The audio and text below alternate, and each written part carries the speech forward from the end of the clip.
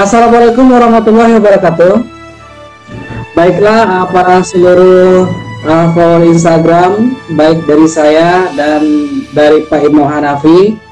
Hari ini kita akan mulai diskusi online kita dalam momen memperingati Hari Pendidikan Nasional di tahun 2020. Ya, tepatnya hari ini pada tanggal 2 Mei. Hari ini sudah hadir bersama kita seorang narasumber, Bapak Imam Hanafi ya.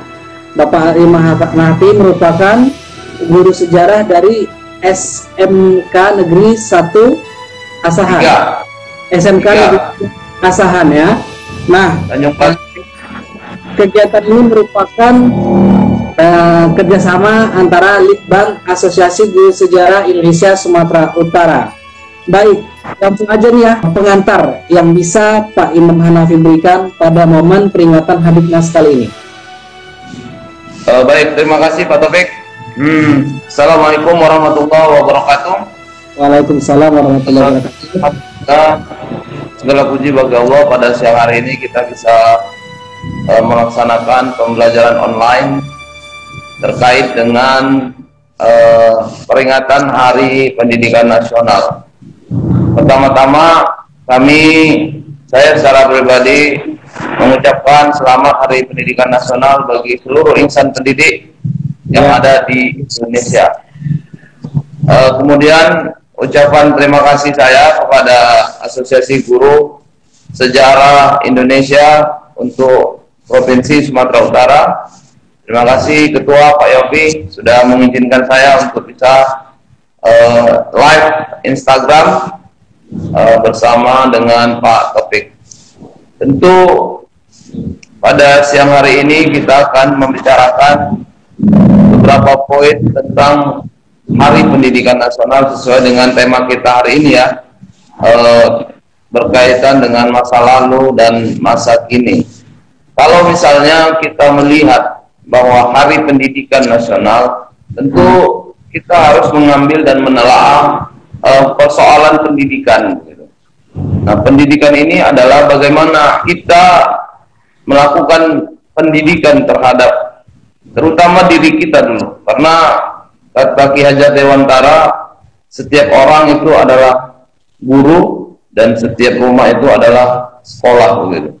Jadi tentu kita harus bisa mendidik diri kita dulu, ya, didik diri kita, baru kita bisa mendidik orang lain. Oleh karena itu, di Hari Pendidikan ini, mari kita sama-sama melakukan satu introspeksi diri dari apa yang sudah kita lakukan dan apa yang akan kita lakukan. Semoga di Hari Pendidikan Nasional yang ke 2020 ini, ya, terkait dengan juga hari ini harusnya kita laksanakan upacara serentak di seluruh dengan menyambut gembira, tetapi karena situasi dan keadaan yang menimpa, ujian yang menimpa kita dengan wabah COVID ini, mudah-mudahan ini lebih bermakna. Demikian Pak Taufik. Oke, jadi ya cukup menarik sekali. Tadi memang memaknai Hardiknas ini harus kita mulai dari diri kita sendiri. Seperti itu kan Pak Imam. Nah, ya, terkait dimulai diri sendiri seperti melakukan introspeksi diri, kira-kira peranan karakter apa yang bisa kita lakukan sebagai seorang guru dalam memaknai Hardiknas ini? Peranan atau karakter seperti apa Pak Imam? Ya, baik. Kalau ditanyakan bagaimana peran karakter apa yang kita harus lakukan sebagai seorang guru, tentu guru adalah seseorang yang digugu dan ditiru begitu.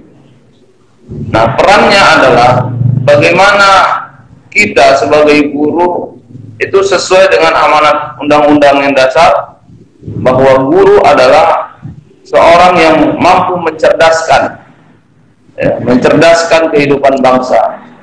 Tentu mengambil kutipan dari Ki Hajar Dewantara, setiap orang adalah guru. Tentu setiap orang wajib mencerdaskan begitu. Karena guru ini tidak hanya di bidang formal, tidak hanya di sekolah, tentu banyak guru-guru yang bertebaran gitu. Termasuk kalau misalnya hari ini kita mengajar di sekolah, begitu Pak Taufik. Ya, tentu kita guru sekolah namanya. Iya. Ada lagi yang ngajar guru karate. Nah, itu kan guru karate begitu, dengan peran yang berbeda. Ya kan? Nah, ini yang memang harus kita amati begitu. Karena guru ini banyak, setiap orang itu guru. Maka peran apa yang bisa kita jadikan untuk bisa membantu negeri ini? Tentu bagaimana kita menjaga dalam segala hal. Karena guru ini perannya banyak begitu, banyak perannya. Mungkin dari satu orang guru bisa bermacam-macam perannya. Saya kira begitu Pak Taufik. Ya, maka sebenarnya bisa kita ambil sini hikmah guru itu siapapun bisa menjadi seorang guru gitu. Bukan harus artian dia adalah seorang guru di sebuah sekolah. Nah, ya tidak seperti itu, tapi jiwa, hakikat, mentalitas guru sejati itu ada pada diri setiap manusia. Nah, mewujudkan mentalitas guru sejati inilah yang harus kita lakukan tentunya ya Pak Imam ya. Nah, benar. Tantangan bagi seorang guru nih ya kita pahami secara umum boleh, secara khusus. Di era masa kini ini kan cukup berat sekali. Semakin maju teknologi, pola pikir masyarakat yang semakin kritis. Nah, apalagi ini dalam konteks yang paling sederhana, kalau kita nih menjadi guru di sekolah itu, ya katakanlah kita kan sedang menghadapi para generasi milenial nih Pak Imam. Nah, kira-kira nih Pak Imam sendiri sebagai seorang guru, strategi apa yang Pak Imam lakukan sebagai seorang guru dalam menghadapi generasi milenial saat ini? Ya, kita coba merujuk di masa lalu gitu Pak Taufik. Ya. Ketika masa di mana-mana saya dulu sekolah, tentu melihat saya menjadi seorang guru sekarang itu merupakan satu perkembangan yang sangat-sangat signifikan jauhnya begitu. Karena setiap ada satu pepatah, tidak ada yang abadi kecuali perubahan. Jadi ini yang harus kita pahami gitu. Kita tidak boleh menolak perubahan. Lalu kalau kita melihat kembali ke flashback, tentu ini menjadi satu pegangan bagi kita untuk bisa menatap next ke depan. Kondisi saat ini adalah memang sudah zamannya begitu. Bagaimana seorang murid ya itu lebih bisa diajak berdiskusi. Nah, kalau dulu kita mau berbicara dengan guru itu rasanya sungkan begitu. Ya. Ditanya, misalnya ada yang mau bertanya, itu sulit sekali, ya, karena ada rasa takut mungkin ya, ada rasa apa begitu. Tapi sekarang mereka lebih mau mengajukan diri untuk bertanya begitu. Nah, inilah proses dari perubahan-perubahan itu begitu. Dan terkait dengan teknologi, ya kita sudah tentu tahu ya, hari demi hari itu teknologi semakin canggih. Mungkin awal-awal mulanya kita tidak pernah memikirkan keadaan bahwa belajar itu juga bisa melalui jarak jauh, apa dan segala macam. Tapi hari ini terbukti. Nah, oleh karena itu, generasi milenial ini memang lebih dekat dengan seperti itu. Lalu bagaimana gurunya? Ya, gurunya harus mampu beradaptasi dengan kondisi ini. Gitu. Ya, jadi kalau misalnya seperti saya misalnya saat ini, saya nggak bisa nih ngajar dengan menggunakan komputer atau gaptek, sementara muridnya sendiri itu sudah lebih punya kecanggihan di bidang itu gitu ya, sehingga ya gurunya harus lebih dari muridnya kan.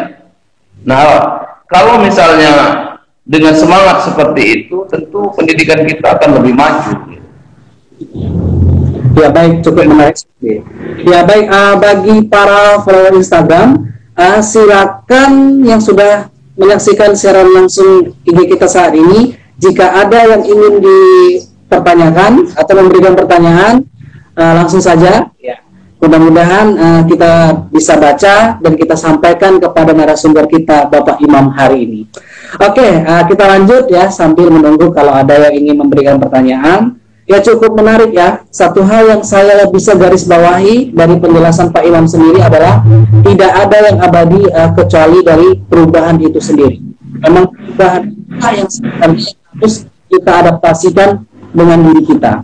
Nah, untuk selanjutnya, kita nih ada suatu permasalahan ini ya. Bukan suatu permasalahan sih, tapi mungkin kita anggap ini adalah bagian dari perubahan itu sendiri. Apa itu Pak Imam?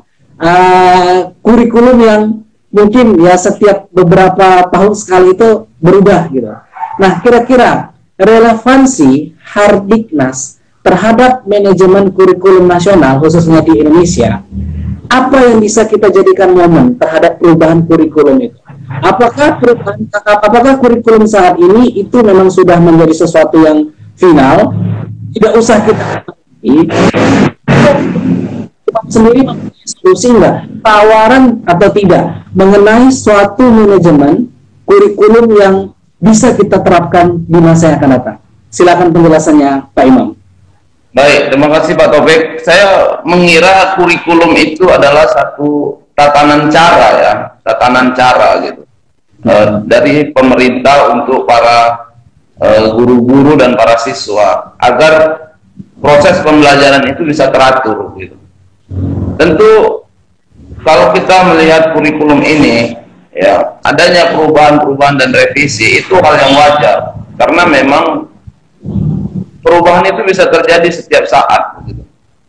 Nah, kita nggak tahu terjadinya apa besok ya. Ketika misalnya hari ini keadaan pandemi seperti ini, maka pemerintah harus sigap gitu. Apa yang harus kita lakukan? Bahkan yang sudah direncanakan harusnya pelaksanaan ujian nasional itu bisa ditiadakan begitu. Nah, ini merupakan satu keadaan yang memang pemerintah harus sigap. Namun dalam menyikapi konteks pembelajaran, ya saya pikir pemerintah itu sudah memiliki para ahli ya, yang memang ditugaskan untuk bisa membidangi itu. Karena ya kurikulum ini kan sifatnya dia tidak kaku gitu ya. Dia tidak kaku, karena kalau dia kaku tidak akan mengikuti perkembangan, kita akan ketinggalan. Oleh karena itu konteks Hardiknas hari ini adalah bagaimana kita bisa melihat sesuatu itu adalah sebuah perubahan gitu. Hari ini kita belum baik, maka besok kita akan lebih baik ya.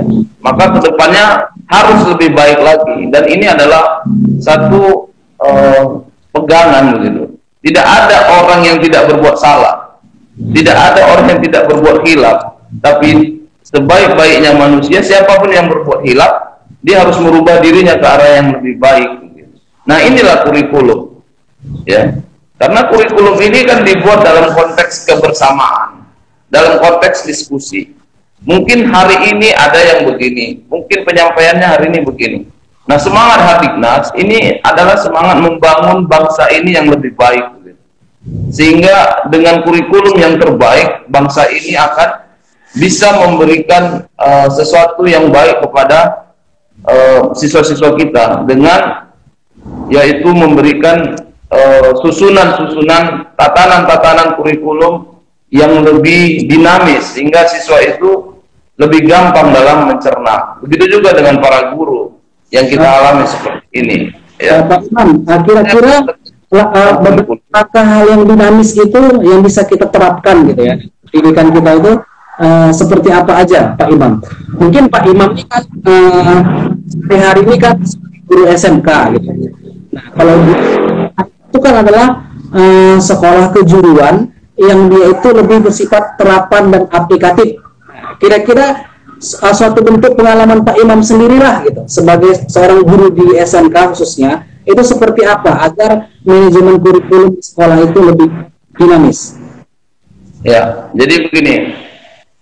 Kalau saya misalnya di bidang perhotelan misalnya gitu, ya, bagaimana sistem pola pengajaran di perhotelan itu memang tidak bisa dia statis. Karena gini, hari ini ya, maaf dulu kita kalau reservasi tamu itu bisa datang langsung, harus datang langsung atau melalui telepon, ya kan? Lalu saat ini orang reservasi kamar ke hotel itu hanya dengan online saja, tinggal ketik-ketik dia sudah melakukan pemesanan, bahkan bisa sampai tidur-tidur di kamarnya gitu. Ya, misalnya tanggal 5 Mei nanti dia mau nginap di hotel, dia hari ini tinggal tidur-tidur di kamar. Nah, proses pembelajaran ini kepada siswa ini adalah satu perubahan yang signifikan, dan ini perubahannya kan tidak bisa langsung dimasukkan di dalam kurikulum secara baku gitu. Nah, harus ada kebijakan dari seorang guru untuk bisa melakukan keadaan yang harus bisa melakukan pembaruan-pembaruan terhadap keadaan ini, beradaptasi gitu. Jadi kalau misalnya karena ini tidak ada di kurikulum, ya sementara di faktanya itu harus ada. Nah, ini kan harus secara dinamis kita bisa melakukan kebijakan begitu. Saya kira begitu, Pak Taufik. Jadi menjadi seorang guru yang tanggap gitu ya, up to date terhadap perkembangan terbaru itu, ya memang harus mampu kita selaraskan, dan itu yang sangat penting Pak Imam tentunya ya. Oke, Pak Imam, sekali lagi saya ingatkan bagi para audiens yang hadir di sini dalam menyaksikan live IG ini dalam momen Hardiknas, yang ingin memberikan pertanyaannya masih kita tunggu. Jadi kita langsung ya, jadi langsung aja kirim pertanyaannya, ntar kita baca, dan mudah-mudahan Pak Imam bisa memberikan jawaban. Nah, terkait salah satu program nih, program yang lagi hangat-hangatnya, lagi hot-hotnya oleh Pak Menteri kita atau Mas Menteri Pendidikan kita, yaitu Pak Nadiem Makarim, mengenai program Merdeka Belajar. Nah, kira-kira bagaimana tanggapan Pak Imam sendiri terkait dengan esensi utama dari Merdeka Belajar itu, khususnya terhadap guru dan siswa? Baik, saya kira semua orang sudah tahu ya, dan program Pak Menteri ini sangat luar biasa untuk program Merdeka Belajar ya. Kata merdeka ini kalau dari tinjauan historis, bahwa merdeka ini kan lepas ya dari segala tekanan-tekanan begitu. Itu kan bahasa historisnya. Bahwa Indonesia merdeka gitu berarti lepas dari penjajahan. Nah, Merdeka Belajar ini kalau esensinya sebenarnya adalah bagaimana guru dan siswa itu diminta untuk berkreasi dan berkreativitas. Ya. Sehingga tidak ada kata baku, karena semuanya dinamis, mengacu pada perubahan-perubahan signifikan. Ya, sehingga apapun yang ingin kita pelajari, ya silakan gitu. Dan sesuai dengan karakter, potensi yang ada di dalam diri kita. Jadi tidak, misalnya saya guru sejarah, terus saya kepingin juga ada potensi di diri saya itu menjadi mencoba untuk belajar hotel misalnya. Ya, mohon maaf kalau saya salah. Tapi Merdeka Belajar ini esensinya adalah bagaimana membuat sebuah kreativitas bagi seorang guru dan siswa sehingga berkembang ya, tidak dalam konteks statis. Saya kira begitu Pak Taufik. Oke, kita dapat satu pertanyaan nih ya dari Pak Herman. Dari Pak Herman Seligar, Ketua Litbang Aksi Sumut. Dia menanyakan, sebenarnya kira-kira nih Pak Imam nih masih ada nggak saat ini kira-kira yang belum merdeka belajar? Konteks merdeka belajar itu sebenarnya merupakan kata sifat ya. Kata sifat ya, adjektif ya. Artinya tergantung kita mau merdeka atau mau tetap tertekan dengan konteks itu gitu. Kalau dikatakan masih ada nggak yang belum merdeka, saya pikir tergantung orangnya dalam konteks pembelajaran. Bagaimana dia mampu membuat satu kreativitas sehingga dia bisa merdeka sesuai dengan panduan dari pemerintah. Tentunya begitu. Ya. Jadi kalau hanya tetap kita pada konteks mempertahankan keadaan seperti ini, ya kita tidak merdeka. Merdeka memang bebas berekspresi dalam konteks ada aturannya, yaitu kurikulum yang sudah ditentukan oleh pemerintah. Saya kira begitu, Pak Herman. Oke, ya, jadi itu jawabannya Pak Herman. Terima kasih sudah memberikan pertanyaan. Ini ada lagi nih Pak Imam ya, satu pertanyaan dari kakak kita ini ya, Kak Ratih ya. Kak Ratih mempertanyakan konsep pendidikan TAMSIS, Taman Siswa di masa lalu itu kira-kira penerapannya ataupun kaitannya ke pendidikan masa kini itu seperti apa? Taman siswa ya.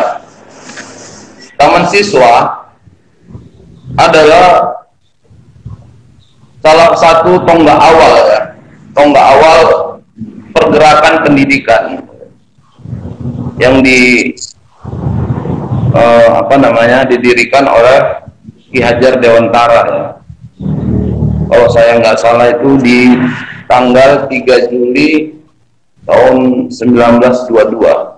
Taman siswa dengan semangat Ingarso, Ingadia Mangunkarso itu ya. Jadi Tutri Handayani itu gitu. Yang di depan, mohon maaf, yang di belakang memberikan dorongan, yang di tengah memberikan semangat. Artinya bahwa ya itu adalah esensial ya, esensial dari sebuah pendidikan. Kalau dikatakan relevansinya, artinya semuanya itu masih dalam pegangan ya, dalil pembelajaran kita. Apapun itu sesuatu yang dulu itu menjadi referensi, dalil pegangan dalam pembelajaran. Tetap ya memang harus seperti itu gitu. Ada pemberi dorong, ada yang mendorong, ada yang memberi semangat, ada yang memberikan acuan dan lain-lain sebagainya, sehingga memang bagaimana pembelajaran ini bisa menghasilkan sesuatu nilai ya, nilai bagi diri kita untuk bisa bermanfaat bagi orang lain, karena ilmu tidak akan kalau tidak diaplikasikan ya. Maka sebaik-baiknya manusia ya adalah yang bermanfaat bagi orang lain. Maksudnya adalah ilmu yang dimilikinya itu bisa bermanfaat bagi orang lain. Saya kira begitu ya. Oke, itu terima kasih kepada Kak Rati yang sudah memberikan pertanyaan. Nah, kalau menurut Pak Imam sendiri gitu, esensi dasar dari pendidikan itu, kita sudah sepakati tadi bahwasannya tidak ada yang abadi kecuali perubahan itu sendiri gitu. Nah, dari masa ke masa menuju Indonesia merdeka 100 tahun, yang mana ini salah satu tanggung jawab utama kita sebagai guru di sini adalah bagaimana menciptakan generasi emas 2045. Kira-kira ada enggak esensi dasar yang harus dirubah atau yang ditambah, ataupun indikator-indikator yang harus kita capai terhadap pengalaman pendidikan kita saat ini untuk mewujudkan generasi emas 2045. Baik, terima kasih. Saya pikir esensialnya adalah kembali kepada karakter, ya, karakter. Karena setiap individu, kalau misalnya kita mengalihkan konsepnya itu dengan 3 kompetensi, attitude, skill, dan knowledge, maka saat ini yang paling mendasar adalah bagaimana kompetensi awal itu adalah sikap, begitu. Ya. Nah, tentu guru dan murid bisa memahami situasi ini. Ya. Kalau muridnya memiliki karakter sikap yang baik dalam konteks semangat belajarnya bagus, disiplinnya bagus, ya tentu ini juga harus didukung oleh motivasi-motivasi dari gurunya. Ya, karena karakter ini juga harus dilatih dan dibina, begitu, agar terbiasa dengan keadaan seperti itu. Nah, kemudian skill, keterampilan. Di zaman sekarang ini kita harus punya skill, keterampilan ya, kreativitas untuk bisa dijadikan potensi bagi kita agar bisa bermanfaat. Ya, banyak skill, banyak potensi yang ada di dalam diri kita, dan ini harus digali. Ya, kalau misalnya kita tahu kita bisa bermain komputer, terus hanya sebatas mengetahui, ya sudah, tidak dilakukan pelatihan atau tidak dilakukan pembelajaran sehingga dapat pengalaman, tentu akan stagnan di situ saja. Oke, terkait tadi pernyataan Pak Imam mengenai, sebenarnya kalau Pak Imam tadi menyatakan lebih kepada karakter gitu ya, ataupun sikap, yang mana karakter ataupun sikap ini kan bisa dibina. Nah, sekarang pertanyaannya, kalau kita hanya mengharapkan adanya kesadaran sikap dari kita semua, khususnya dari para peserta didik kita, untuk belajar keras, untuk belajar yang serius, untuk belajar yang rajin, itu kan belum tentu tumbuh ataupun timbul dengan sendirinya. Nah, saya ingin memberi pertanyaan, bagaimana gitu? Bagaimana kalau sikap itu tumbuh berdasarkan situasi dan kondisi yang ada. Misal, di periode 2030 hingga ke 2040, Indonesia mengalami bonus demografi angkatan kerja yang luar biasa. Nah, artinya usia produktif. Nah, disambung lagi ke tadi, yaitu konsep menuju generasi emas 2045. Apakah dengan menawarkan dua realitas sosial ini, bonus demografi dan generasi emas, persiapan menuju 100 tahun kemerdekaan, sikap mereka ini kira-kira bisa kita rubah tidak gitu, dalam menyambut ini? Karena ini adalah suatu permasalahan yang serius, khususnya dalam menghadapi bonus demografi. Nah, kira-kira gimana nih tanggapan dari Pak Imam sendiri? Ya, saya pikir kondisinya itu memang harus bisa begitu. Harus ya, ada harus di situ ya. Iya, harus bisa. Karena apa? Sederhana saja. Karena kalau misalnya seorang guru, ya kan, seorang guru melakukan pembelajaran, ya, dengan konteks-konteks yang sudah disiapkan, dan anak ini mampu mengikuti pembelajaran itu dengan baik, sehingga dia memiliki karakter dengan baik. Nah, tentu ini akan menjadi kebiasaannya dimanapun. Karena kalau dia sudah punya kebiasaan baik, insya Allah mudah-mudahan dia akan kemanapun akan terbiasa dengan yang baik. Nah, lalu bagaimana anak-anak yang memang ada yang cuek, ada yang acuh, ada yang nggak peduli, ya pokoknya ya sudahlah, yang penting aku bisa begini begitu. Nah, ini adalah, saya mengira begini ya, setiap anak itu tentu punya fase di saat kita tidak bisa menjustifikasi dia, oh ini anak bandel, udah pasti tidak berhasil ya. Tapi saya pikir pola-pola pendekatannya ini juga yang perlu kita lakukan, karena di zaman sekarang ini anak-anak sudah serba canggih teknologinya gitu. Sehingga dia dapat informasi dari mana saja. Artinya apa? Bahwa ya, itu tidak hanya di sekolah, tapi dia juga harus ingat bahwa setiap pembelajaran, guru itu tidak tergantikan dengan teknologi. Ya, mungkin Pak Herman kalau dia mendengar itu yang diucapkannya. Karena apa? Kita mungkin bisa belajar dari Google, ya kan? Tapi yang lebih baik lagi kalau kita belajar dengan muka gurunya gitu. Sehingga ada chemistry gitu antara murid dengan siswa, sehingga ilmu itu gampang dicerna. Mungkin kalau dari Google dia bisa baca, dia bisa pahami, tapi guru yang berdiri di depan itu ada rasa, ada empati, sehingga anak dan guru itu bisa saling gitu ya. Dan ini yang bisa merubah karakter. Ada ucapan, Iya, menarik sekali ya Pak Imam ya. Kami masih menunggu ya pertanyaan dari para audiens, para followers hari ini. Ini cukup menarik ya. Jadi kalau ini menarik, utarakan gitu. Menariknya seperti apa gitu. Jadi tidak hanya dalam memberikan pertanyaan saja. Oke, guru itu nggak bisa tergantikan gitu. Guru tidak bisa tergantikan, termasuk dengan teknologi yang seperti apa, yang sangat maju sekalipun.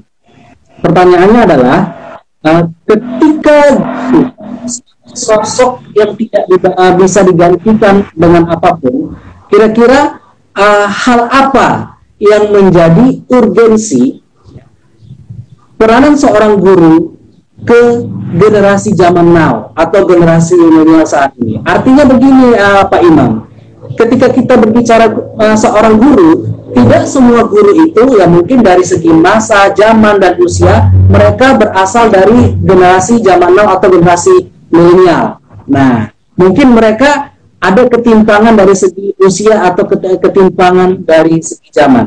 Kira-kira strategi apa yang bisa kita lakukan sebagai seorang guru untuk mengatasi ketimpangan ini? Ya, kalau saya menilainya, apapun generasinya, coba sentuh hatinya. Ya. Karena kalau sudah tersentuh hatinya, ya, sama itu seperti pembelajaran. Mau 10 kali diulang, ya kan? Kalau dia memang nggak bisa, ya kan? Tapi kan kita nggak boleh pesimis. Apa yang harus kita lakukan? Coba sentuh hatinya. Chemistry, kalau guru dan murid itu sudah punya chemistry secara apa ya, sehingga penerimaan itu lebih gampang. Saya misalnya hari ini ngobrol sama Pak Topik, karena kita ada chemistry, maka kita nyambung. Pak Topik bisa terima saya bisa nerima Pak Topik begitu. Tapi kalau misalnya saya lagi dongkol sama Pak Topik, maka Pak Topik tidak akan bisa menerima apa yang saya bilang, gitu. Ya. Nah, makanya selalu saya katakan bahwa yang pertama itu adalah coba kita apa ya, head from heart gitu. Apa sih yang membuat kita kok nggak bisa nyambung gitu? Ada masalah apa? Suami istri aja kalau udah marah-marahan, ayo makan nggak enak, apa-apa nggak enak gitu kan. Nah, murid dan guru juga seperti itu. Kalau udah hatinya nggak, males nih kalau udah Pak Imam masuk, udahlah cabut lah, karena memang hatinya belum menyatu gitu tuh. Iya. Oke, jadi harus ada chemistry, menyatu, ada juga rasa empati. Selain ada empati, tentu aja saling menimbulkan rasa simpati. Oke, kita sapa dulu sebentar ya Pak Imam ya. Nah, ini Andre Siaan, merupakan siswa saya. Dia bertanya nih, Pak, ini materi pembelajaran. Oke, ini adalah momen peringatan Hardiknas. Jadi kita berbicara mengenai momen peringatan Hardiknas terhadap peranan kita lah selama ini di dunia pendidikan. Baik gurunya, siswanya, strateginya. Jadi itu ya Andre. Jadi kalau ini pembelajaran, ya pembelajaran juga. Ya, pembelajaran kehidupan, pembelajaran sejati tentunya. Oke, selamat bergabung juga Ibu Eva ya, Ibu Eva Mianti, salah satu pentolan aksi ya di Sumatera Utara. Selamat bergabung, ya senang bisa join hari ini. Dan si Andre juga memberikan komentar, benar tuh Pak, kami butuh guru yang mengajarkan kami secara langsung Pak, karena kami masih butuh panduan dalam mengerjakan tugas. Pak, bukan hanya mengerjakan tugas, tinggal lihat dari Google. Oke ya. Jadi ini terkait ya, senada dengan penjelasan dari Pak Imam bahwasanya apa yang dikatakan oleh Andre itu artinya di sini orang bisa baca dari Google, tapi peranan seorang guru itu tidak bisa tergantikan. Terima kasih Andre atas tanggapannya. Dan Abang Mbah Herman Siregar juga memberikan komentar, sentuhlah ia tepat di hatinya. Potongan lagu. Ya oke. Itu adalah potongan ya, lirik dari salah satu ya musisi kita yang sangat terkenal, ex dari pentolan Dewa 19, ya Ari Lasso ya kalau saya tidak salah. Oke ya, jadi memang menyentuh itu sangat perlu kita lakukan sebagai seorang pendidik. Karena kalau dia nggak disentuh, ya gimana mau dia bisa merasakan pentingnya dari sebuah pengajaran itu ya Pak Imam ya. Nah, kira Pak Imam sendiri berbicara mengenai menyentuh gitu, menyentuh dalam arti konteks pendidikan gitu. Sentuhan apa yang selayaknya bisa kita lakukan terhadap siswa kita yang di zaman now ya, yang di zaman sekarang. Tentu berbeda dengan menghadapi anak-anak di era tahun 60-an, 70-an ataupun 80-an. Kira-kira Pak Imam tuh punya nggak strategi jitu dalam menghadapi generasi zaman now saat ini? Ya, baik. Saya juga tentu seorang guru ya, tentu begini, ketidaksempurnaan guru juga ada. Guru itu bukan sesuatu yang sempurna gitu ya. Artinya, wah ini yang hari ini live di Instagram, bukan. Tapi ini adalah sebuah sharing saja, bahwa melihat anak-anak milenial ini, ya, mereka itu lebih senang dengan perhatian gitu ya, perhatian. Ada bahasa-bahasa yang memang mereka itu suka begitu. Yang kedua, bagaimana kita cara menyampaikannya? Enggak, memang anak zaman sekarang ini bahasanya berbeda dengan anak zaman dulu. Ya, kalau dulu suara guru kuat-kuat, ya kan? Seperti suara kita. Iya kan? Guru dulu suaranya kuat-kuat, dan memang itu adalah sesuatu yang lumrah dan kita hal yang biasa begitu. Tapi kalau dari sekarang memang lebih pada komunikatif begitu. Ya. Ada bahasa tubuh, ada bahasa komunikasi kepada siswa ini. Tidak bisa dengan emosi misalnya, dengan kemarahan. Ya. Artinya harus ada pendekatan-pendekatan, dan itu memang tidak sama semua guru ya, tidak sama. Itu tergantung kepada gurunya masing-masing. Tapi dalam konteks ini siswa juga harus tahu bahwa bukan berarti guru yang lembut, guru yang apa ya, itu kadang-kadang siswa ini juga melampaui batas. Kadang-kadang memancing gurunya harus marah begitu ya. Nah, oleh karena itu tentu guru dan siswa harus sinkron ya. Muridnya merasa bahwa muridnya yang butuh dengan gurunya, dan gurunya berkewajiban memberikan ilmunya kepada muridnya. Saya kira itu adalah solusi. Jadi kalau misalnya kita merasa ego masing-masing, muridnya nggak mau tahu, gurunya juga nggak mau tahu. Jadi harus saling memahami perasaan itu. Saya kira begitu, Pak. Ya, saling memahami perasaan sehingga terbangunlah chemistry itu ya Pak Imam ya. Oke, memang kita harus sinkron gitu. Jadi pelaku utama ya dalam proses pembelajaran guru dan siswa. Ya, jadi apa namanya? Ya harus memang memahami tadi itu penting gitu. Nah, jadi kalau seorang guru memberikan pembelajaran, yaitu ya untuk siapa gitu.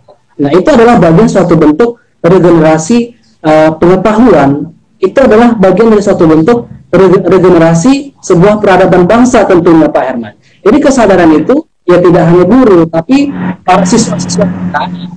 Jadi kalau di sini juga hadir para siswa kita dalam live IG ini, ya itulah dia sinkronisasi, saling pemahaman.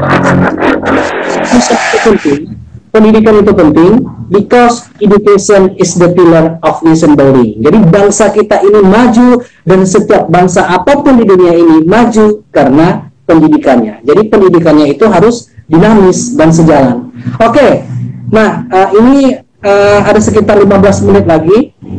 Nah, ketika kita berbicara pendidikan kaitannya dalam sebuah bangsa, atau seperti yang saya katakan tadi, education is the pillar of nation building. Kira-kira nih Pak Imam, Hardiknas. Hardiknas di 2020 ini makna bagi kebangsaan kita gitu, terkait terhadap makna Hardiknas terhadap nasionalisme kita. Itu seperti apa kira-kira Pak Imam? Baik. Hari Pendidikan Nasional, saya sedikit bercerita bahwa tentu awal mulanya adalah bagaimana ingin membangun sebuah pendidikan yang luar biasa. Karena dulu ada perbedaan antara golongan Hindia Belanda dengan masyarakat pribumi. Oke. Ya. Semangat ini ya membuat seorang tokoh muda Indonesia, yaitu Ki Hajar Dewantara, ingin mendedikasikan hidupnya untuk membangun pendidikan di Indonesia ini tentu lebih baik dan setara. Ya. Walaupun sedikit kita ketahui Ki Hajar Dewantara adalah, mungkin siswa-siswa ini banyak yang kenal ya, atau ada yang tidak kenal, karena jarang sekali sekarang nama-nama pahlawan ini diketahui oleh siswa-siswa kita. Ya. Dengan momentum hari ini, maka Anda harus tahu bahwa Hari Pendidikan Nasional ini ya merupakan tanggal lahir dari Ki Hajar Dewantara, yaitu tepatnya 2 Mei 1889. Ya. Nah, nama aslinya adalah Raden Mas Suwardi Suryaningrat. Beliau adalah orang yang hidup di lingkungan Keraton Yogyakarta. Ya. Ki Hajar Dewantara itu sempat sekolah di Stovia, tapi karena sakit tidak bisa melanjutkan sekolahnya. Stovia itu adalah sekolah kedokteran di masa kolonial ya? Iya, Hindia Belanda. Ya, tapi ya. dia tidak dapat melanjutkan karena sakit. Kemudian dia menjadi seorang jurnalis, wartawan. Ya, yang paling terkenal itu adalah The Express. The Express. Yaitu ada tulisannya, ya kalau saya bahasa Belandanya juga kurang ini, tapi yang saya ingat itu, andai aku seorang Belanda. Ya, mungkin teman-teman juga, siswa-siswa kita tahu, ya, Ki Hajar Dewantara menulis dengan judul Andai Saya Seorang Belanda, karena pada saat itu rakyat Indonesia dimintai apa namanya ya, kutipan untuk merayakan kemerdekaan Belanda dari Perancis. Nah, maka nasionalisme dari Ki Hajar Dewantara itu muncul. Ya.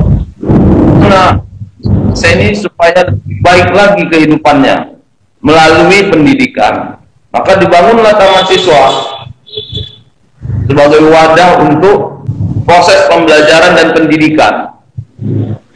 Ya. Kemudian berangkat dari sini, bagaimana semangat Ki Hajar Dewantara untuk bisa membangkitkan pendidikan Indonesia lebih baik, maka ini yang menjadi momentum Hardiknas. Pada bulan November ya, 1959 melalui Kepres nomor 305, Ki Hajar Dewantara ditetapkan sebagai Bapak Pendidikan Indonesia.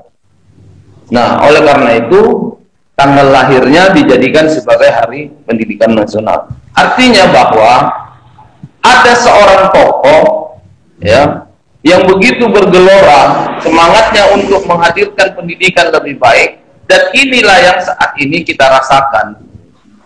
Oleh karena itu, momentum Hari Pendidikan Nasional 2020 ini dengan semangat perjuangan Ki Hajar Dewantara, kita sebagai insan pendidik dan juga siswa yang terdidik itu harus bisa semangat begitu loh.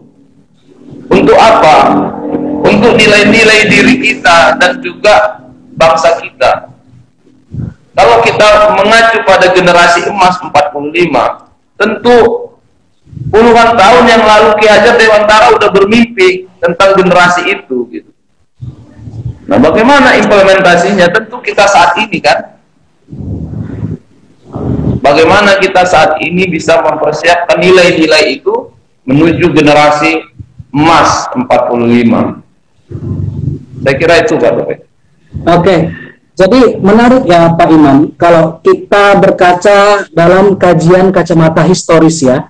Nah, artinya semangat yang bergelora di masa lalu dan menjadi sebuah catatan sejarah tersendiri bagi bangsa kita ini sebenarnya ya tidak hanya sekedar teladan gitu, tapi itu fakta dan realitas sosial yang terjadi di masa lalu gitu. Dan kenapa gitu di zaman sekarang yang memang tingkat kemajuannya lebih gitu dibanding masa lalu, kita sebagai generasi mudanya tidak bisa menumbuhkan hal itu gitu. Jadi kalau bisa pendahulu kita memberikan semangat yang bergelora, kenapa kita tidak bisa? Nah, itu yang seharusnya bisa kita contoh sebagai generasi muda, sebagai generasi terus gitu.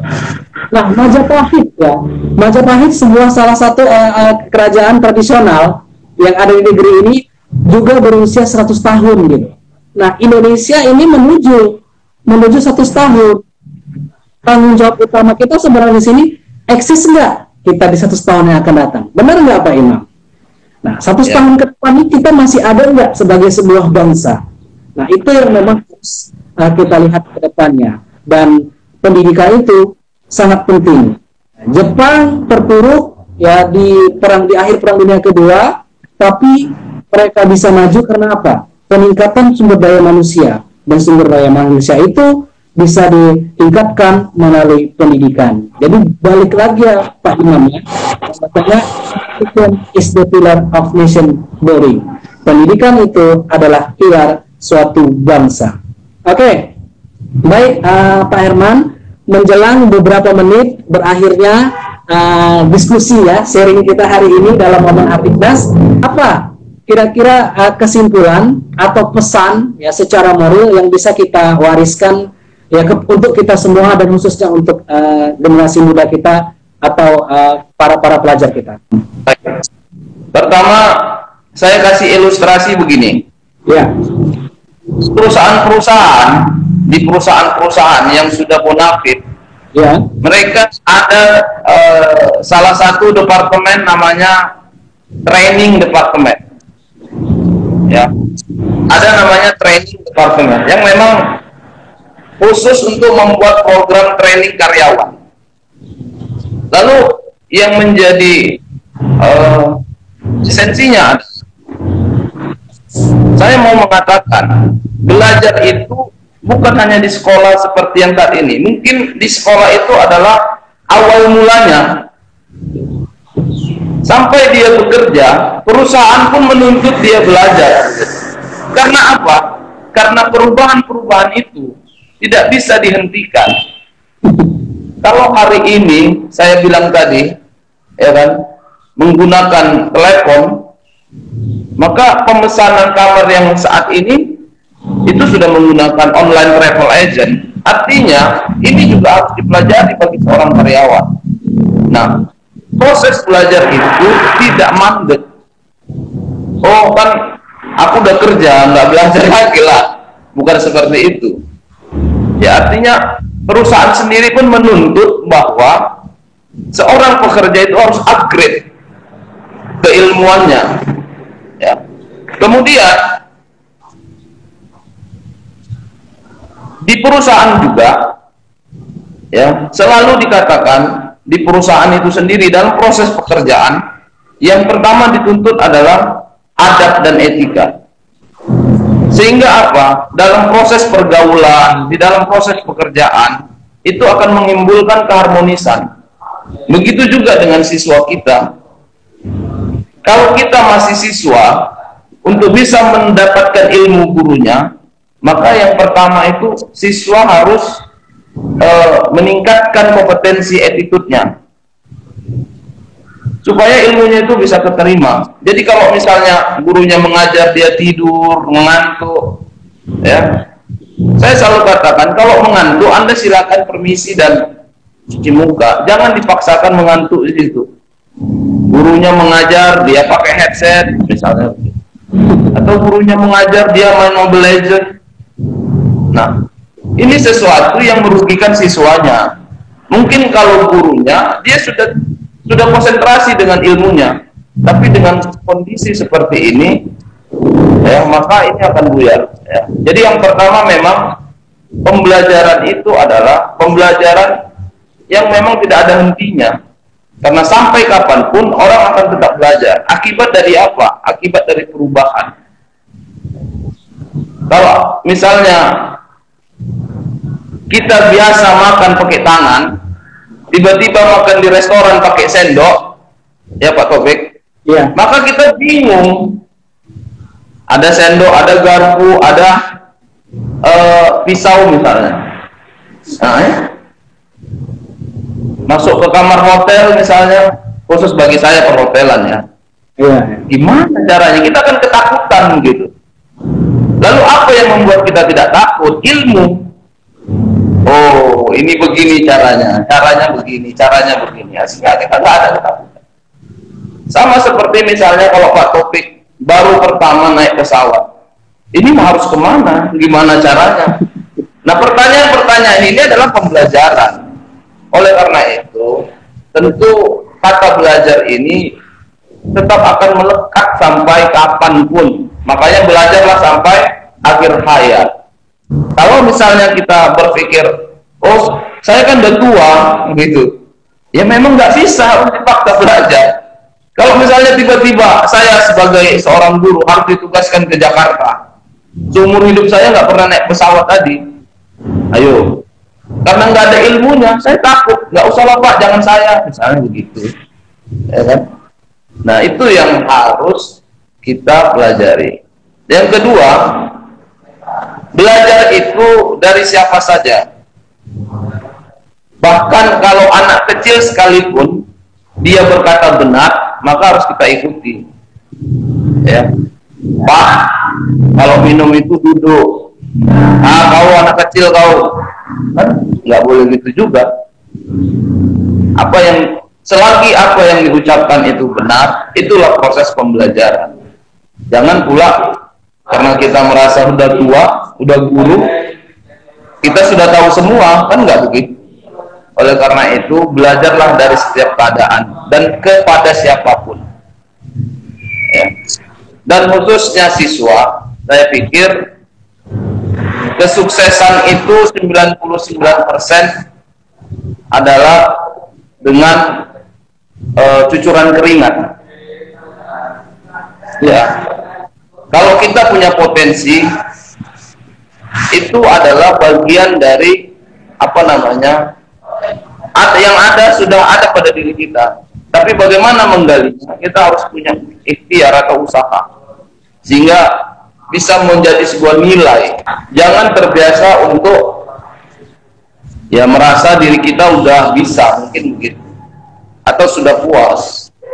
Dan ini yang memang harus kita hindari, karena kepuasan itu bukan terletak pada kita sudah dapat, tapi kepuasan itu pada ikhtiarnya, terus dan terus dan terus dan terus, sehingga ilmu kita itu akhirnya bisa kita kembangkan dan bermanfaat. Dan yang terakhir, saya mau mengingatkan kepada siswa-siswa bahwa Hari Pendidikan Nasional ini itu berdasarkan Kepres nomor 316 tahun 1959, ya, tepatnya tanggal 16 Desember. Jadi kenapa harus diperingati Hari Pendidikan Nasional? Ya memang dengan Hari Pendidikan Nasional itu, momentum inilah mengingat perjuangan Ki Hajar Dewantara dalam mengembangkan, membangun paradigma masyarakat untuk pendidikan yang lebih baik. Sehingga kita harus bersyukur saat ini kita belajar sudah tinggal enak begitu, tidak ada tekanan, tidak ada jajahan, mau belajar bukunya banyak, ya kan, mau belajar bisa pakai internet, ya. Oleh karena itu manfaatkan. Dengan momen Hari Pendidikan Nasional ini, kita menjadi siswa-siswa yang siap untuk generasi emas 45. Saya kira demikian, Pak Dr. Oke, ya luar biasa Pak Imam, paparan ulasan telah Pak Imam berikan itu bisa memberi sebuah wawasan bagi kami dan juga mungkin wejangan bagi peserta didik kita. Nah, maka dapat kita simpulkan di sini, ya saya menyimpulkan aja pernyataan dari Pak Imam itu memang long life education gitu, pendidikan seumur hidup. Jadi melalui pendidikan dan terus melakukan pendidikan seiring dengan jalannya sebuah perubahan, maka yakinlah kemajuan dari peradaban sebuah bangsa itu pasti akan terjadi, karena perubahan itulah yang terjadi. Ya, sekali lagi saya ucapkan terima kasih untuk Bang Imam, sudah sekitar lebih kurang 60 menit kita bersama dalam momen peringatan Hardiknas ini. Ya, sekarang sudah menunjukkan pukul 15 lewat. Nah, jadi terima kasih juga untuk Asosiasi Guru Sejarah Indonesia perwakilan Sumatera Utara, karena acara ini terlaksana akibat kerjasama dari Aksi Pusat dan Aksi Sumatera Utara. Terima kasih untuk para followers, audiens yang sudah menyaksikan IG live kami. Semoga dapat menjadi hasanah ilmu pengetahuan bagi kita semua. Sekian pertemuan kita hari ini. Wassalamualaikum warahmatullahi wabarakatuh.